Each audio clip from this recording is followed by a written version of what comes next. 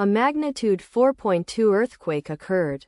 Kuril Islands. 344 kilometers s of Severo-Kurilsk, Russia, or 658 kilometers SSW of Petropavlovsk-Kamchatsky, Russia. On Friday, the 4th of July 2025, at 11 hours 22 minutes and 2 seconds local time, the quake had a depth of 10 kilometers and was not felt, or at least not reported so.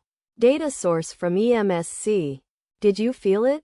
Let us pray. May the earthquake that occurred not affect our brothers and sisters there. May the earthquake not happen again. And may God protect everyone. Amen.